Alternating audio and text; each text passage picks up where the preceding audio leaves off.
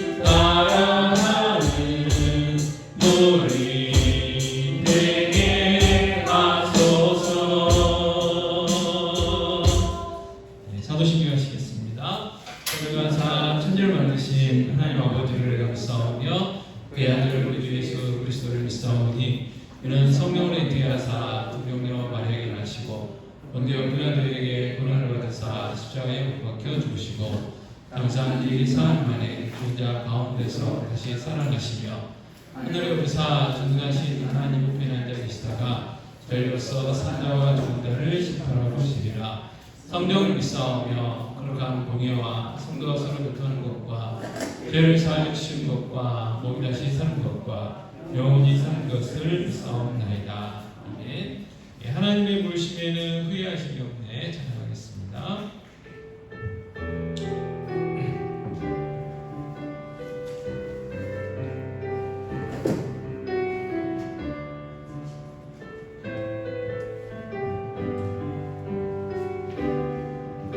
하나님의 부르심에는 후회하심이 없네.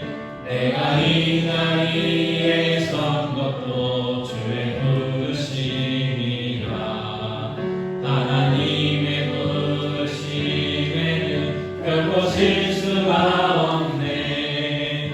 나를 부르신 하나님의 진심하심을 믿네. 작은 나를 부르신 뜻은 나는 알 수 없지만 오직 감사와 순종으로 주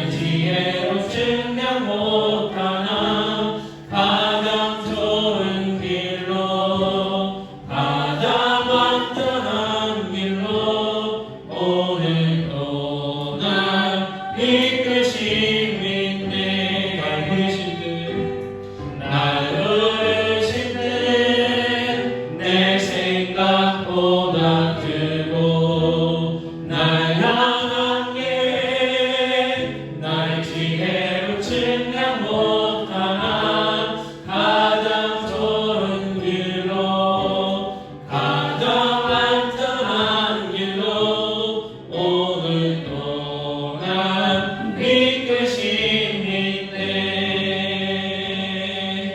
아멘. 자, 오늘은 우주의 종말. 지난번에는 개인의 종말이라고 했었고요. 죽음. 그다음에 157페이지 우주의 종말이란 무엇인가 하는 건데 재림에 대한 이야기를 좀 살펴볼 필요가 있습니다. 자, 157페이지 두 번째 우주의 종말이란 무엇인가? 1번 재림에 대한 잘못된 태도가 먼저 나옵니다. 자, 1번 재림의 때와 장소를 정하고 정상적인 삶의 기류에서 벗어난다. 자, 언제 오는가, 또 어디서 오는가, 뭐 이런 거 함부로 정하는 경우도 있고 그래서도 안 되지만 또 예수님 재림할 때가 가깝다고 해가지고 직장도 다녀야 되고 학교도 가야 되고 일상적인 일을 해야 되는데 직장도 안 가고 학교도 안 가고 그냥 주님 오신다고 해가지고 주님 오시기만을 이렇게 기다리고 있는 태도는 잘못됐다, 그런 의미고요. 자, 두 번째, 신학적 무지로 성경을 제 멋대로 해석한다라는 이야기였습니다. 제 멋대로 해석한다. 대표적인 게 이제 666.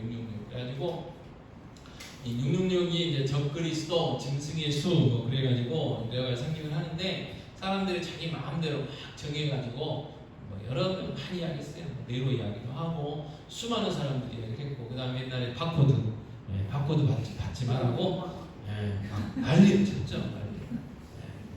근데 지금 바코드 안 찍혀있는 게 하나도 없잖아요. 요즘은 계산이 안 되잖아요. 계산. 하도 물건이 많아가지고. 그럼 바코드 덕분에 이제 어떤 물건이 어디로 팔렸는지 알 수도 있고, 그래서 범죄 같은 것도 막을 수 있고 그렇게 됐죠. 그래서 이 모든 것들이 뭐냐? 신학적인 무지다. 그다음 세 번째, 이 신자들이 다가올 환난과 심판에 대해 지나치게 두려워한다. 그 말이에요. 두려워한다. 두려워할 필요가 없죠. 왜? 우리는 이 심판과 상관이 없어요. 예수 믿는 자들은 심판과 상관없어요. 그래서 오래된 영화인데 오맨이라고, 지은이야 당연히 왜? 이렇게 할 수 있지만 다른 분들 오맨이라고 하면 그렇게 하셔야 되는데, 오맨이라고 이 요한계시록에 나와 있는 게 마지막 때를 막 상징하면서 막 축기하려고 막 하는 게 있어요. 그래서 왜 제목이 오맨인지 모르겠지만 성경하고 맞지 않는 것들이 많이 나와요. 그래서 거기에 보면 그 심판에 대한 어떤 두려움, 그런 것들 많이 심어줍니다. 그래서 우리는 두려워할 필요가 없다. 그래서 베드로후서 1장 16절 같이 읽겠습니다. 우리 주 예수 그리스도의 능력과 강림하심을 너에게 알게 한 것이 유명히 만든 이야기를 따른 것이 아니요 우리는 이에 크신 위엄을 친히 인정하라. 그래서 저희는요 요한계시록을 이제 읽고 묵상하면서 뭘 느껴야 되냐면, 내가 이 땅에서 주님을 위해서 수고하고 애쓴 것들을 다 주님이 보상할 때가 오는구나. 그리고 정말 악하고 못된 사람들은 우리 주님이 심판하시는구나. 그것 통해서 위로를 받고 또 심판받을 예수 안 믿는 자들을 향한 안타까움을 이렇게 생각을 해야 돼요. 근데 요한계시록을 쭉 읽으면서 내가 이걸 심판받으면 어떨까? 그런 생각을 하시면 안 된다는 거죠. 자, 그 다음에 158페이지 B번이 뭐냐면 재림 또는 종말에 대한 예언이에요. 무슨 이야기냐면 성경에 미리미리 다 예언을 해놨다 그 말이에요. 첫 번째가 구약 성경에 예언했다. 그래서 다니엘서 7장 13절 14절인데요. 같이 읽겠습니다. 내가 또 환상 중에 보니 인자 같은 이가 하늘 구름을 타고 와서 예전부터 항상 계신 이에게 나아가 그 앞으로 인도됨에 그에게 권세와 영광과 나라를 주고 모든 백성과 나라들과 다른 언어를 말하는 모든 자들이 그를 섬기게 하였으나 그의 권세는 소멸되지 아니하는 영원한 권세요 그의 나라는 멸망하지 아니할 것이니라. 인자 같은 이가 뭐하고요? 하늘 구름을 타고 오신다. 재림하신다는 거예요. 그래서 재림에 대한 예언이 구약에도 있고 예수님도 말씀하셨죠. 요한복음 14장 2절 3절입니다. 내 아버지 집에 거할 것이 많도다. 그렇지 않으면 너에게 알고 이르으리라. 내가 너희를 위하여 거처를 예비하라 하노니 가서 너희를 위하여 거처를 예비하며 내가 다시 와서 너희를 내게 병력하여 나 있는 곳에 너희도 있게 하리라. 또 요한계시록 22장 20절입니다. 이것들을 증언하신 이가 이르시되 내가 진실로 속히 오리라 하시거늘 아멘 주 예수여 오시옵소서. 그래서 마라나타 아멘 주 예수여 오시옵소서. 그래서 마라나타죠. 그래서 예수님이 약속하셨고 또 천사들도 이야기를 해줬어요. 사도행전 1장 9절에서 11절입니다.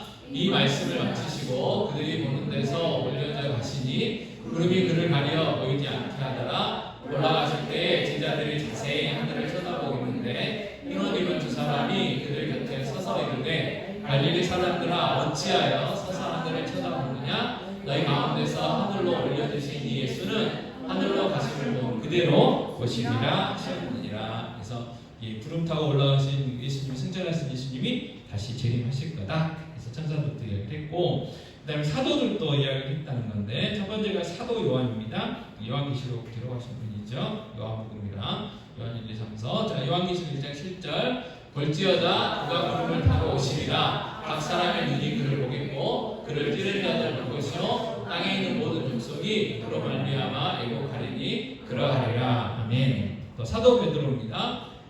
또 주께서 너희를 위하여 예정하신 그리스도 곧 예수를 보내시리니 그러므로 너희 마음의 허리를 동이고 대신하여 예수 그리스도께서 나타나실 때에 너희가 가져다 주실 은혜를 온전히 바랄지어다. 또 주의 형제 야고보, 그러니까 예수님의 그 호적상 형제 야고보 이야기죠. 사도 야고보 말고 같이 읽겠습니다. 너희도 길이 참고 마음을 굳건하게 하라. 주의 강림이 가까우니라. 사도 바울도 이야기했습니다. 주께서 호령과 천사장의 소리와 하나님의 나팔 소리로 친히 하늘로부터 강림하시리니 그리스도 안에서 죽을 자들이 먼저 일어나고 라고 하면서 구약성경 예수님 천사 사도들 증언했다. 예수님의 재림에 대해서. 자, 그러면 재림의 징조가 뭐냐?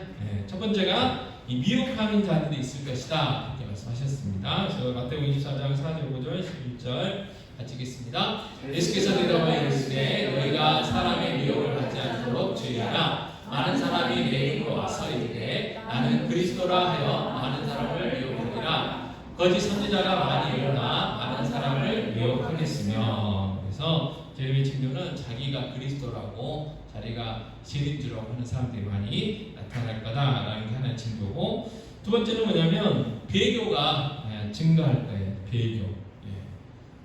배교가 증가합니다. 자, 디모데후서 4장 3절, 디모데후서 4장 1절인데요. 같이 읽겠습니다.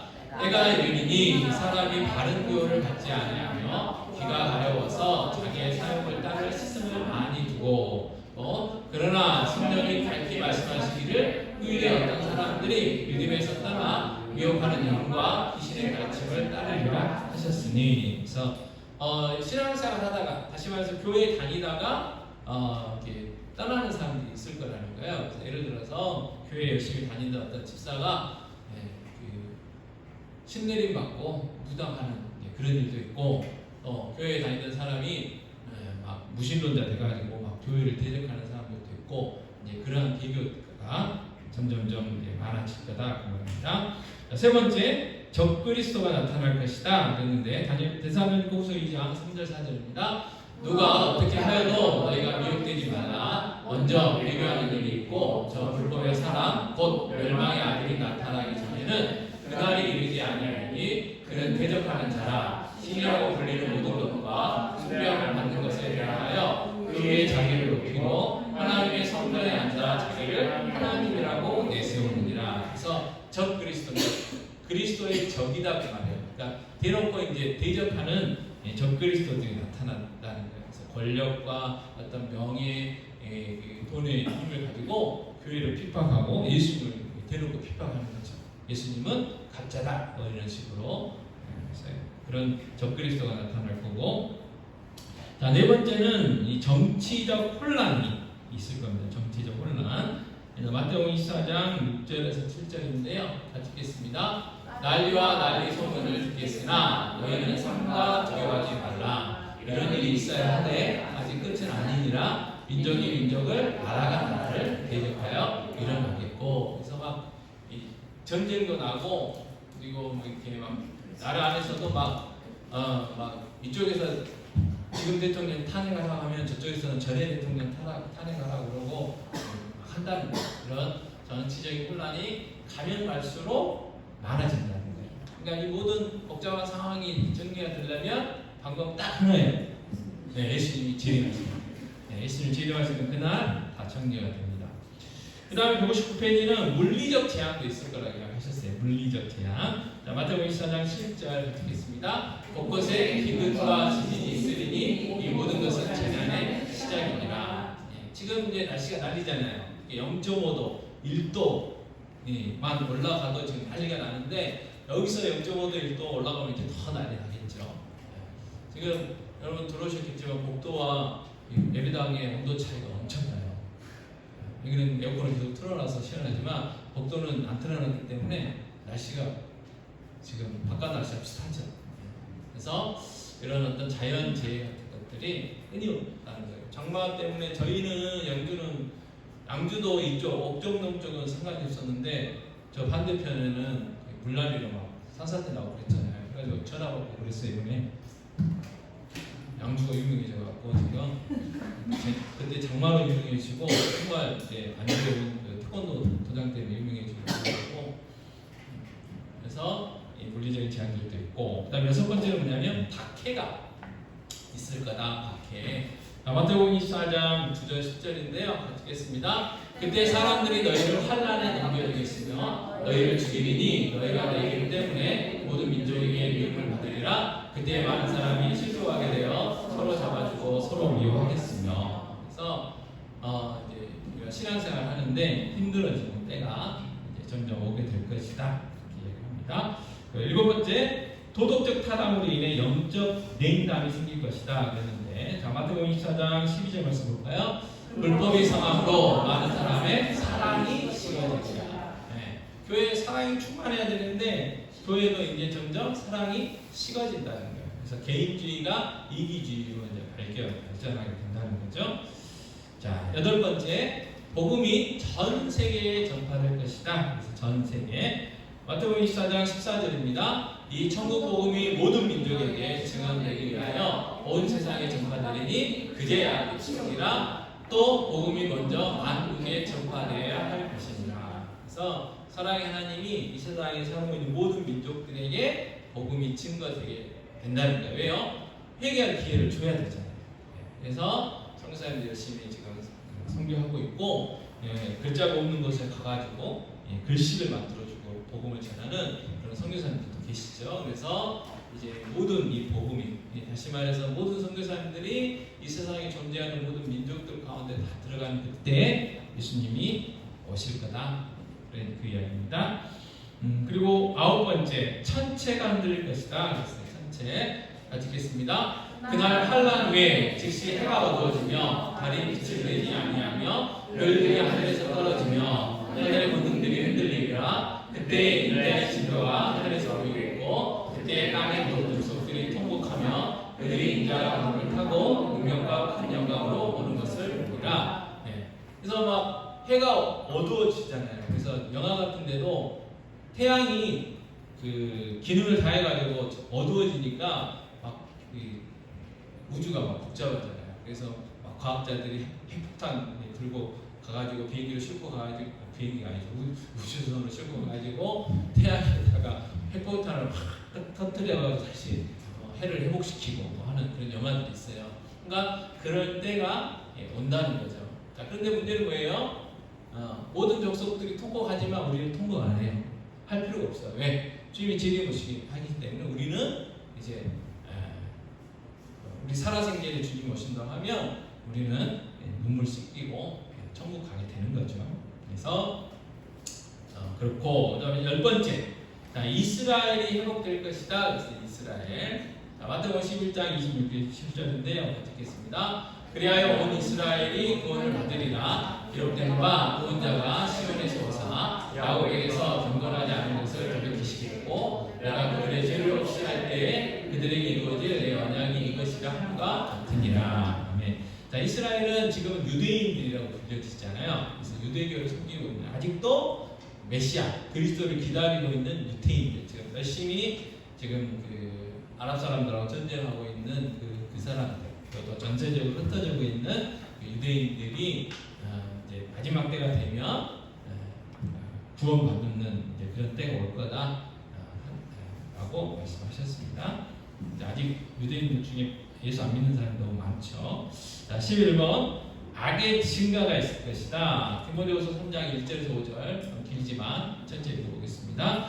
너는 이것을 알라. 말세에 고통하는 때가 이르러 사람들이 자기를 사랑하며 돈을 사랑하며 자랑하며 교만하며 비방하며 부모를 거역하며 감사하지 아니하며 거룩하지 아니하며 무정하며 원통함을 풀지 아니하며 모함하며 절제하지 못하며 사나우며 선한 것을 좋아하지 아니하며 배신하며 저급하며 자만하며 쾌락을 사랑하기를 하나님 사랑하는 것보다 더하며 경건의 모양은 있으나 경건의 능력은 부인하니 이 같은 자들에게 내가 돌아서라. 앞으로 좀 다시 보내주세요.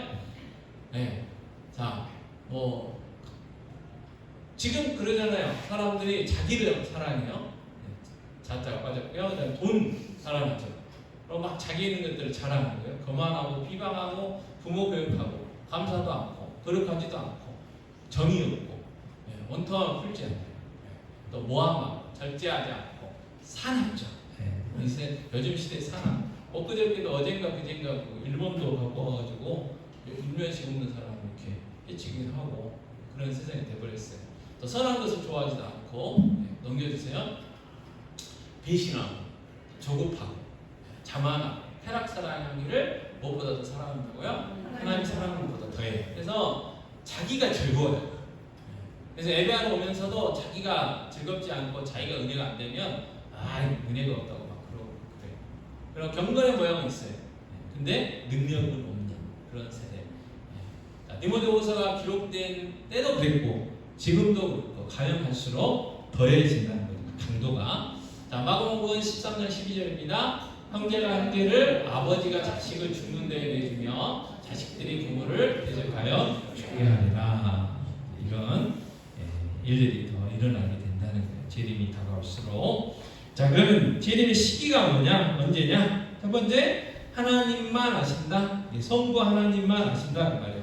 자, 우리 하나님은 삼위일체 하나님이라고 하셨어요. 성부 하나님, 성자 하나님, 성령 하나님이신데 그분이 이제 세 인격이시지만 한 분이시다. 그래서 우리가 이제 다 이해는 못하지만 어쨌든 자, 성부 하나님, 성자 하나님, 성령 하나님이 계시는데 그분이 한 분이시지만 재림의 때는 언제 누구만 아시느냐? 하나님만, 성부 하나님만 아신다. 그래서 성자 예수님도 모르시고 성령 예수님도 모르신다는 그 말이죠.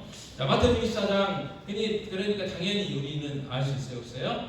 우리도 모른다. 자, 마태복음 24장 36절. 그러나 그 날과 그때는 아무도 모르나니 하늘의 천사들도 아들도 모르고 오직 아버지만 아시느니라. 자, 다음 말씀이요. 그들이 모였을 때에 예수께 여쭈어 이르되 주께서 이스라엘 나라를 회복하심이 인대이니까 하니 이르시되 때와 시기는 아버지께서 자기의 권한에 두셨으니 너희가 막방 아니오 그랬어요. 그런데 재림의 때를 아는 사람들이 많아요.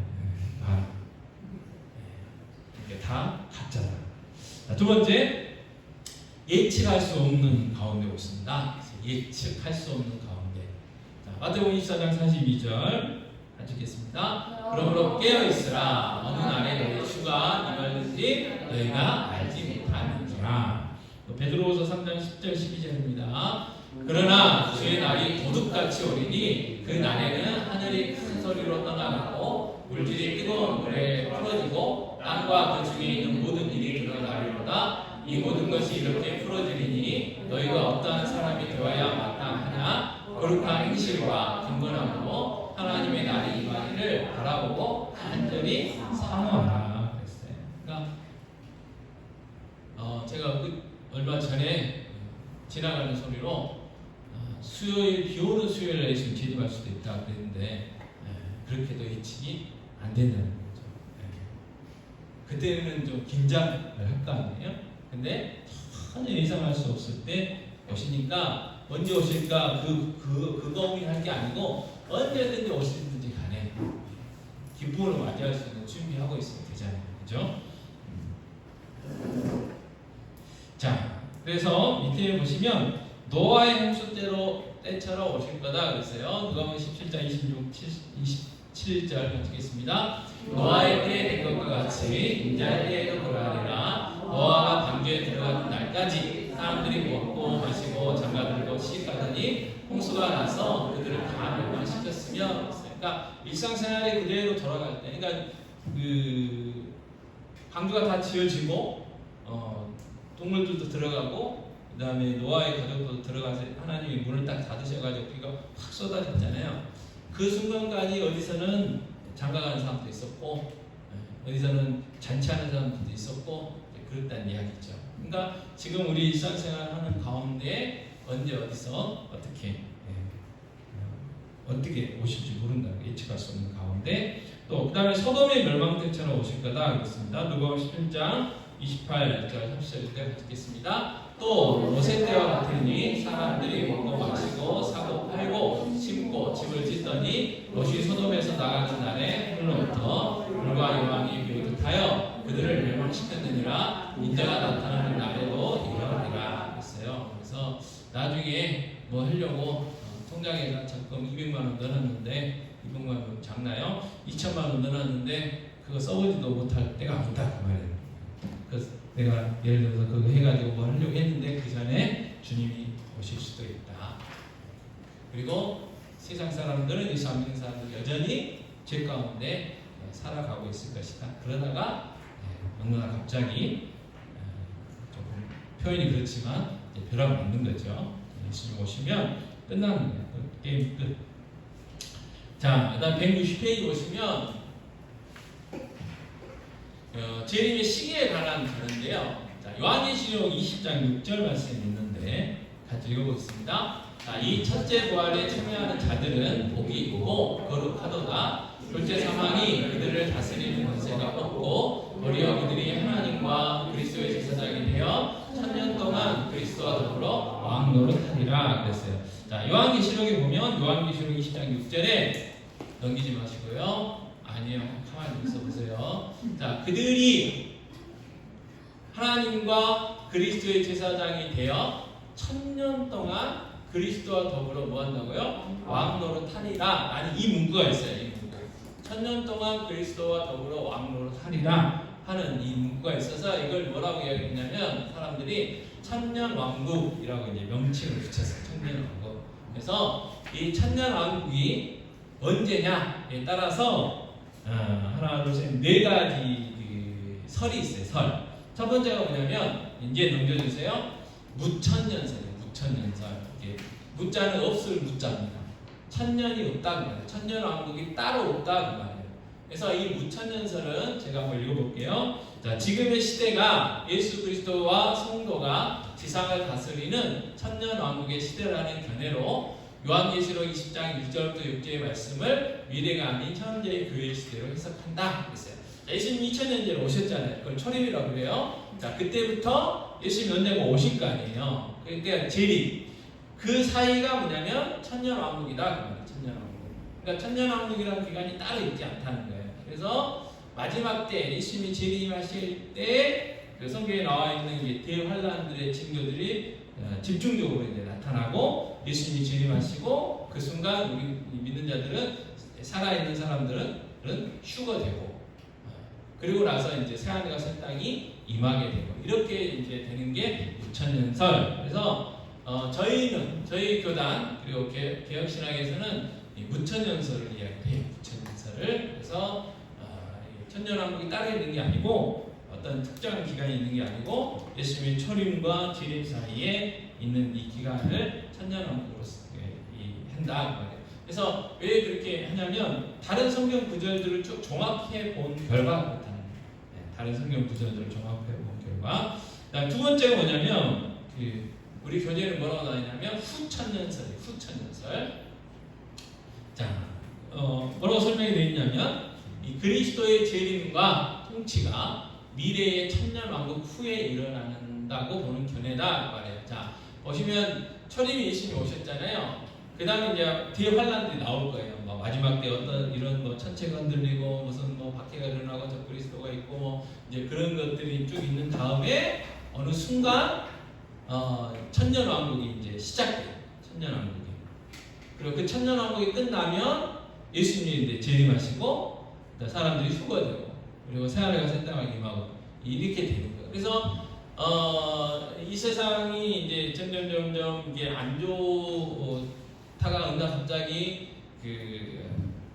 이 복음이 막 전 세계적으로 증거되고 그래서 뭐 그런들을 인정하게 되고 예수 믿는 자들이 생겨나고 해서 이제 그렇게 된다는 거. 근데 이 후천연설은 거의 그냥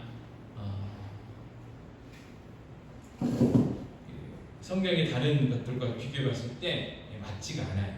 그래서 그냥 있는 거고, 그 다음에 세 번째가 뭐냐면 역사적 전천년설이에요. 자, 전천년설이라는 게 있어요. 무천년설, 후천년설, 그 다음에 전천년설. 천년왕국 전에 뭔가 일어나는 거예요. 이걸 전천년설이라는 거고, 그 다음에 이 전천년설이 두 가지가 있습니다. 첫 번째가 이 C번인 역사적 전천년설이 있고, D번에 보면 세대주의적 전천년설이 나와요. 그래서 먼저 역사적 전천년설을 보면, 자, 그리스도께서 천년왕국 전에 재림하신다라는 게 전천년설. 자, 예수님이 초림하셨죠? 그리고 승천하셨잖아요. 그리고 지금 교회 시대예요. 그리고 이제 대환란이 일어나요. 그러면 그때 예수님 재림하세요. 그 다음에 이 지상에서 예수님이 오셔가지고 예수님이 초림하셔가지고 30년 동안 사신 것처럼 이 땅에서 하나님 믿는 백성들과 이 땅에서 천년왕국을 이루시고 그 천년왕국이 끝나면 이제 새하늘과 새 땅이 일어나는 마지막 심판을 행하실 거다라는 게 이제 역사적 전천년설이고, 그 다음에 D번 세대주의적 전천년설 볼까요? 자, 예수께서 대환란과 천년왕국 이전에 재림하신다는 게 세대주의적 전천년설이에요. 자, 역사적인 전천년설은 대환란 후에 재림하셔서 예수님이 왕으로 오셔가지고 이제 천년왕국을 이루신다. 이게 역사적인 전천년설이고, 두 번째 세대주의적 전천년설은 대환란과 천년왕국 이전에 예수님이 오신다는 거예요. 그래서 초림이 있고요.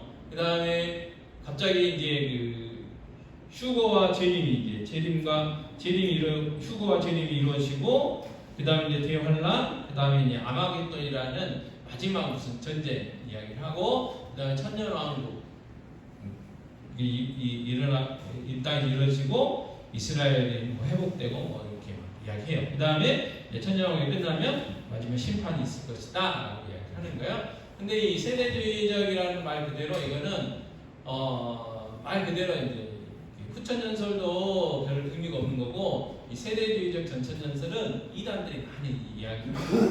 이단들이. 왜냐하면 그래야 자기 교주들이 예수님이 돼요. 예수님. 이 세대주의적 전천연설에 이게 끼워 맞춰야 뭔가 이루어져요. 그래서 이제 이게 거기서 나온 거고, 그래서 저희 교단에서는 지금은 무천연설, 지금이 천년왕국 시대다.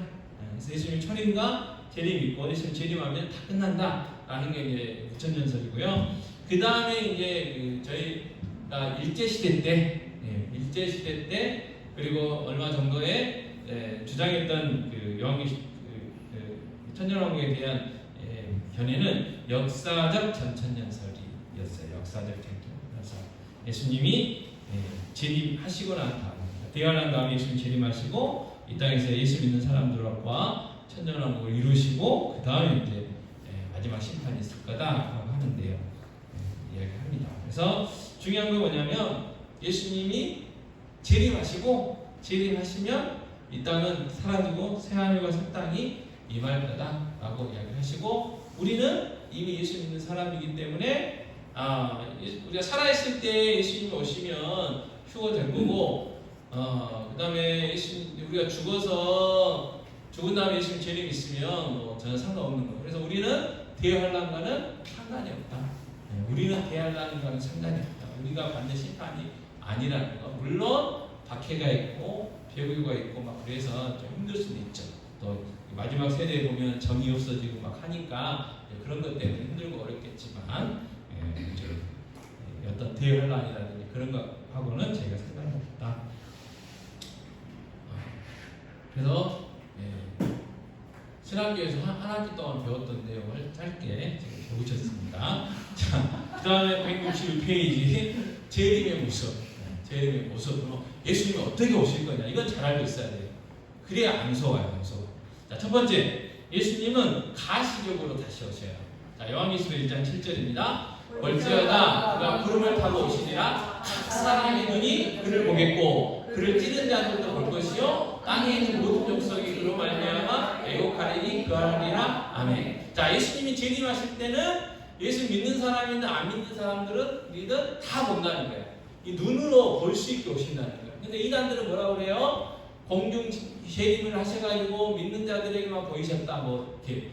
그리고 특별히 택한 사람들한테만 보이셨다. 심지어는 자기 교주한테만 보이셨다. 이따위 소리를 하는 거예요. 그러나 예수님의 재림은 뭐예요? 모든 사람, 예수를 믿는 사람이든 믿지 않는 사람들이든 다 볼 수 있도록 오신다. 첫 번째 재림의 모습이고, 자, 두 번째, 예수님은 영광 중에 다시 오셔요. 영광 중에. 자, 마태복음 24장 30절, 31절입니다. 그때에 인자의 징조가 하늘에서 보이겠고 그때 땅의 모든 족속들이 통곡하며 그들이 인자가 구름을 타고 능력과 큰 영광으로 오는 것을 보리라. 그가 큰 나팔 소리와 함께 천사들을 보내리니 그들이 그의 택하신 자들을 라고 이야기한 거예요. 자, 옛날에 임금들이, 왕들이 어딜 가면 막 따라다니는 사람들이 많잖아요. 군사들도 있고 노래하는 사람도 있고 나팔 부는 사람들도 있고 신하들도 있고 뭐 시녀들도 있고 막 황금마차 막 각오하는 것처럼 예수님 재림하실 때는 휘황찬란하게 오신다는 거예요. 휘황찬란. 자, 예수님이 초림하실 때는 아주 보잘것없는 오셨고 뭐 별로 누가 관심도 없었고, 또 예수님이 승천하실 때도 예수님이 제자들만 봤지 뭐 다른 사람들 몰랐어요. 근데 재림하실 때는 그렇지 않다. 영광 중에 오신다. 영광 중. 그게 이제 두 번째 모습이고, 자, 세 번째, 예수님은 인간의 모습으로 다시 오신다. 사도행전 1장 11절 같겠습니다. 너희 가운데서 하늘로 올려주신 예수는 하늘로 가심을 본 그대로 오시리라. 그러니까 부활하셔가지고 부활체로 쭉 올라가셨잖아요. 그러니까 그 부활체 모습 그대로 오시고, 자, 우리도 예수님처럼 부활체로 변화될 겁니다. 예수님 오실 때 살아있는 사람들 호련히 변화될 거고, 예수님 오시기 전에 이제 죽은 사람들은 이제 그 영혼과 육체가 다시 결합돼서 부활체로 다시 변화될 거예요. 그렇게 이제 오시고, 그러니까 눈으로 그래서 볼 수 있다. 자, 네 번째, 예수님은 뭘로 오셔요? 왕으로 오십니다. 요한계시록 19장 16절입니다. 그 옷과 그 다리에 이름을 쓴 것이 있으니 만왕의 왕이요 만주의 주라 하였더라. 그래서 왕으로 오셨어요. 철임하실 때는 어린아이 거들거들는 그런 모습 보셨지만 재림하실 때는 왕으로 다시 오신다. 그래서 재림의 모습. 그래서 우리 보고 헷갈리지 않도록 미리 성경에 이야기해 놓으셨어요. 예수님이 어떻게 오실 것인지 미리 말씀해 주셨습니다. 자, 그 다음이 뭐냐면 재림에 대한 진실과 지침이라 이렇게 이야기를 하고 있는데, 무슨 내용인가 보죠. 자, 재림에 대해 뭐 하고 있어야 돼요? 알고 있어야 돼요. 알고 있어야 돼요. 모르면 안 돼요. 모르면 속아요. 모르면 속아. 보이스피싱 같은 거 요즘 많이 알려주잖아요, 우리한테. 그래서 문자 같은 거 어디에 결제됐습니다, 금융감독원입니다, 그거 누르면 안 된다고 요즘은 막 보내주잖아요. 그래서 알고 있으면 콧방에 끼고 지워버리잖아요. 보지도 않고. 그리고 또 전화 오면 너나 잘하세요 하고 끊기도 하고 아예 안 받기도 하고 그래요. 그래서 알아야 돼요. 자, 데살로니가전서 4장 13절 가지겠습니다. 아니요, 앞에 형제들아, 자는 자들에 관하여는 너희가 알지 못함을 우리가 원하지 아니하노니. 그러니까 알아야 된다. 알아야 된다. 그 다음 두 번째, 소망 없는 사람들처럼 뭐 해서는 안 돼요? 슬퍼해서는 안 돼요. 자, 예수님이 영광에 임하신 것처럼 우리도 어떻게 해요? 영광에 임하는 거예요. 그러니까 이게 뭐냐면 신랑 되신 예수님이 신부 데리러 오는 거예요. 신부. 유대인들의 그 결혼식이 그런다잖아요. 처음에 신부가 집에 와가지고 이제 결혼을 약속을 하죠.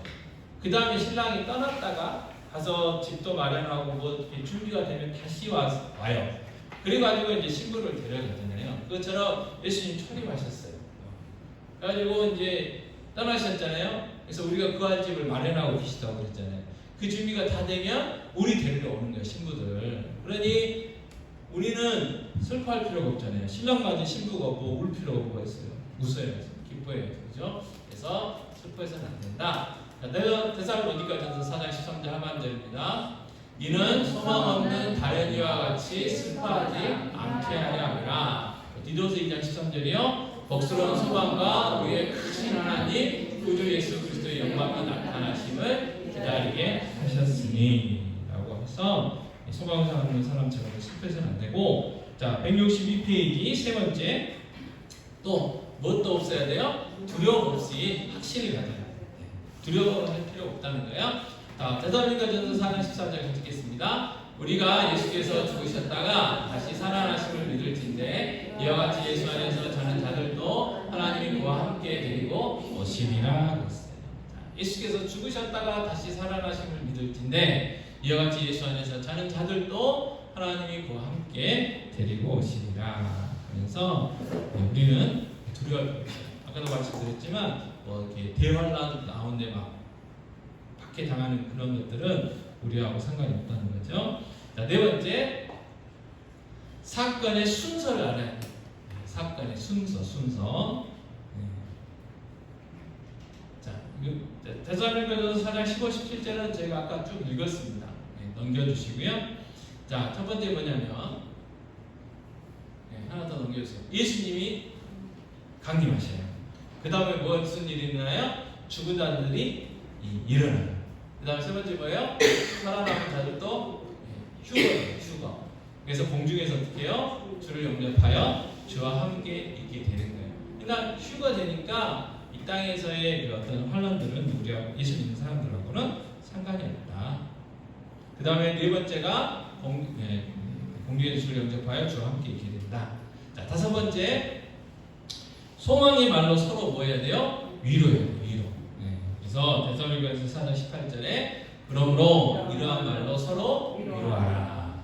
예수님이 우리 주님이 오시면 모든 것이 다 회복되고 우리가 이 땅에서 주님을 위해서 흘린 눈물들, 우리가 손해본 것들, 그 모든 것들을 다 위로받을 때가 있다. 그 말이에요. 그러니까 참고 견디고 이겨내자. 이렇게 서로 위로해야 된다는 거예요. 자, 그 다음 뭐냐면 재림의 준비입니다. 준비. 우리가 무슨 준비를 해야 되냐? 첫 번째는 간절히 사모해야 돼요. 간절히. 예수님의 재림을 사모해. 이게 정상이에요. 정상. 사랑하는 신랑을 보고 싶어야 되잖아요. 신부가. 안 보고 싶어하면 뭐가 문제가 있는 거예요. 옛날 중동에 일하러 많이 가셨잖아요. 그래가지고 일해가지고 막 월급들 많이 보냈잖아요. 근데 집에서 월급 받고 있는 부인이 신랑 오기를 안 기다리고 있으면 이게 문제가 있는 거예요. 신랑 안 오길 바라면 문제가 있는 거예요. 많이 그랬잖아요. 신랑이 보내준 돈 가지고 바람 펴가지고 딴 사람하고 하신 분들 많잖아요. 그래서 우리도 사모해야 된다. 뭘요? 예수님의 재림을. 자, 두 번째 넘겨주세요. 인내하며 기다려야 돼. 인내하며. 왜? 인내가 필요해요. 왜? 언제 오실 줄 몰라. 언제 오실 줄을. 자, 그래서 야고보서 5장 8절에 이렇게 이야기합니다. 너희도 길이 참고 마음을 굳건하게 하라. 주의 강림이 가까우십니다. 예수님 반드시 오셔요. 근데 그때가 언제인지 몰라. 그러니까 어떻게 해요? 참아야 돼요. 예수님은 분명히 오셔요. 근데 현재는 그게 안 보일 때도 있어요. 그래서 뭐 해야 되느냐? 인내해야 돼요. 참아야 된다. 자, 세 번째, 서로 격려하며 더욱 주의 일에 힘쓰라. 서로 격려하며 더욱 주의 일에 힘쓰라. 고린도전서 15장 58절 이렇게 말씀하시죠. 읽겠습니다. 그러므로 내 사랑하는 형제들아, 견실하며 흔들리지 말고 항상 주에게 더욱 힘쓰는 자들이 되라. 이는 너희 수고가 주 안에서 헛되이 아닌 줄 알미라. 자, 세상 사람 몰라주고 뭐 성도도 몰라주고 목사도 몰라줘도 우리 주님은 다 알고 계시고 우리 주님 오시면 다 내가 이 땅에서 수고하고 있었던 것에 대해서 보상해 주신다. 그러니까 주님의 그 재림을 기억하면서 현재 나에게 주어진 일, 나에게 맡겨진 사명을 위해서 직분 감당하는 일에 최선을 다해야 된다. 최선을. 자, 163페이지 네 번째, 삶의 정상적인 궤도에서 벗어나지 말아야 돼요. 정상적인 궤도에서. 데살로니가서 3장 11, 12절 읽겠습니다. 우리가 들은즉 너희 가운데 게으르게 행하여 허무지 일하지 아니하고 일을 만들기만 하는 자들이 있나니 이런 자들에게 우리가 명하고 주 예수 그리스도 안에서 원하기를 조용히 일하여 자기 양식을 먹으라 하노라. 자, 예수님이 곧 재림하시는데 내가 직장생활 할 거 뭐 있으며 학교 뭐 갈 게 뭐 있어? 교회 안에서 기도만 하면 되지. 근데 기도만 하면 안 먹어야 되는데 먹어야 되잖아요. 그러면 자기가 일해가지고 이렇게 자기 먹을 걸 준비를 안 하면 누가 그걸 해주겠어요? 다른 성도들이 해줘야 된다는 거예요. 예전에 우리 성미 거둘 때 있었잖아요. 네, 성미 거둘 때 있었어. 기껏 성도들이 아낀 거 밥 안 먹고 밥 먹을 때마다 조금씩 떼어놓은 거예요. 성미 갖다 놓으면 놀고 있으면서 그냥 먹는 거예요. 그러니 얼마나 피해를 줍니까? 그러지 말라는 거예요. 직장도 다니고. 그래서 사과나무 심어야 된다고 말해요. 내일 집에 종말이 와도 오늘 사과나무 심어야 된다. 왜? 내일 종말이 올지 10년 뒤에 올지 20년 뒤에 올지 우리는 모르니까. 그래서 정상적인 생활을 해야 된다. 잘못된 것들 많이 있었잖아요. 옛날 다비 선교에 있었을 때 예수님 재림한다고 날짜 정해지니까 막 몇 달 전부터 자기들끼리 모여가지고 직장도 때려치고 학교도 때려치고 모여가지고 했잖아요. 그래가지고 막 방송국에서 와서 막 촬영도 하고 오래됐어요. 자, 그런 사람 그렇게 하지 말아라. 자, 다섯 번째, 거룩하고 경건하게 살며 소망을 갖는다. 거룩하고 경건하게 살며 소망을 갖는다. 자, 디도서 2장 12, 13절 보시겠습니다. 우리를 양육하시되 경건하지 않은 것과 이 세상 정욕을 다 버리고 신중함과 의로움과 경건함으로 이 세상에 살고 복스러운 소망과 우리의 크신 하나님 구주 예수 그리스도의 영광이 나타나심을 기다리게 하셨으니 그랬어요. 거룩하다는 건 구별되다는 거고 경건하다는 것은 이것도 마찬가지 거룩이라는 말은 비슷하잖아요. 죄와 상관없는 삶, 말씀대로 살아가는 삶 풀어서 이야기하면 그래서 말씀 묵상하고 기도하는 삶을 살아야 된다는 거예요. 그리고 하나님 뜻을 분별하고 하나님 뜻을 이루며 살아가야 된다는 거죠. 그래서 우리 일상생활을 그래야 되고 마지막 여섯 번째, 깨어서 뭘 가져야 된다고요? 분별력을 갖고 기도에 힘써야 돼요. 우리를 미혹하고 유혹하는 것들이 가면 갈수록 세지는 거예요. 현명하게. 하나님이 동산에 있는 모든 나무 열매를 먹지 말라고 하더냐? 저거 먹으면 어떻게 된다니? 안 죽어. 저거 먹으면 하나님처럼 될 거야. 그 교묘한 말 속아가지고 마당하고 먹었잖아요. 그것처럼 교묘하게 우리를 속이는 것들이 많아요. 그것도 교회 안에 있는 사람들도 교회 안에 있는 사람. 그것도 직분 같은 사람들이에요. 목사도, 광로도, 권사도, 안수 집사면서 야 대충 해. 뭐 그렇게 살아. 이거 해도 되고 저거 해도 돼. 하는 것들이 너무 많아요. 그래서 뭘 해야 된다고요? 분별력이 필요합니다. 이 시대에 가면 갈수록 분별력이 필요하고 그래서 말씀 묵상과 기도가 있어야 돼요. 왜? 성령 하나님이 우리에게 분별력을 주셔야 되기 때문에 그렇습니다. 자, 마가복음 13장 33절, 베드로전서 4장 7절 같이 읽겠습니다. 주의하라 깨어있으라 그때가 언제인지 알지 못함이라 만물의 마지막이 가까이 왔으니 그러므로 너희는 정신을 차리고 근신하여 기도하라 그랬어요. 그래서 마귀의 가장 또 우리를 유혹하는 것 중에 하나는 뭐냐면 해야 할 일이 있는데 이거 못하게 우리의 시간과 눈과 우리 열정들을 뺏어간다. 그게 대표적인 게 요즘 뭐예요? 스마트폰이에요. 스마트폰을 통해서 어떤 사람은 게임, 어떤 사람은 동영상 뭐 이런 것들을 통해서 우리가 말씀 묵상하고 기도해야 되고 우리가 그리스도인으로서 맡은 바 직분들을 감당해야 되는데 그거 하느라고 아니 직장인들은 직장에서 일해야 되고 학생들은 공부해야 되는데 그것 때문에 그 시간들을 다 뺏어가 버린다. 그리고 정신을 몽롱하게 만드는 거예요. 몽롱하게 만드는 거예요. 그래서 성경은 마지막에 가까울수록 뭐라고 했냐? 주의해라, 깨어있으라, 정신 차려라, 이런 말들을 많이 하시죠. 지금도 저희들 깨어있을 때죠. 깨어있을 때, 깨어있을 때입니다. 그래서 깨어있다는 건 뭐냐면 말씀 묵상과 기도에 힘쓰는 삶이죠. 갈수록 기도하는 것이 힘들어져요. 여러 가지 많은 이유를 통해서 힘들어져요. 그러나 기도해야 돼요. 기도해야 됩니다. 자, 교훈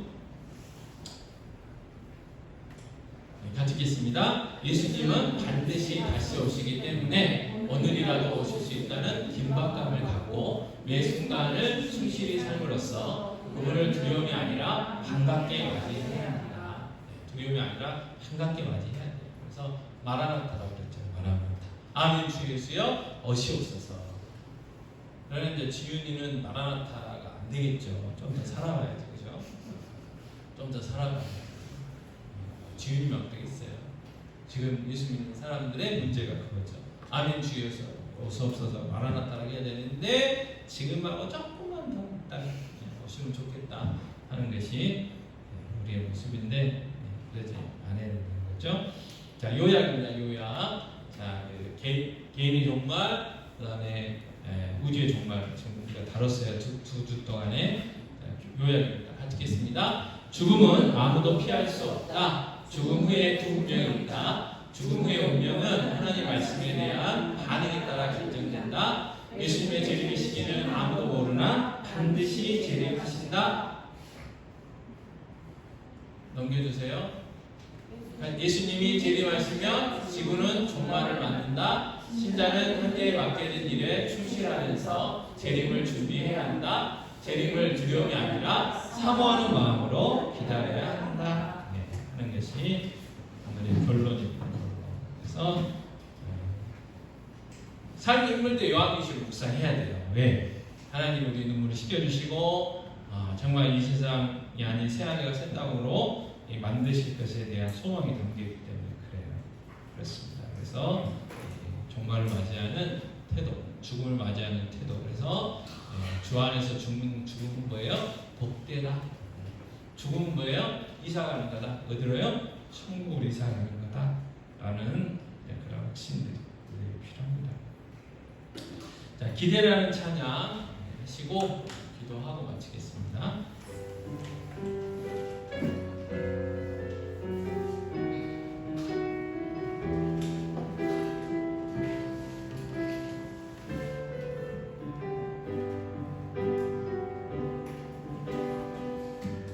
주 안에 우리 하나 모습은 달라도 예수님 한 분만 바라네.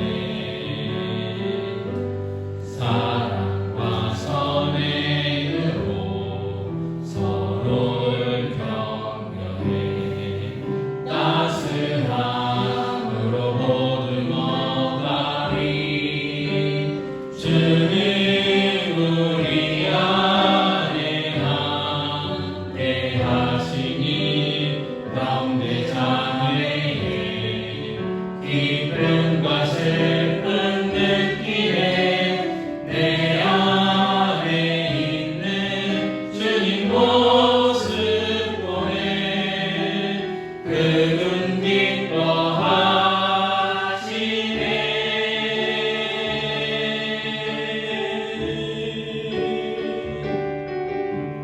주님 우리를 통해 계획하시니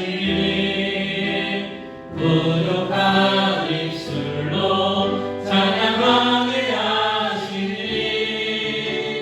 주님 우리를 통해 계획하시니 너를 통해 하시는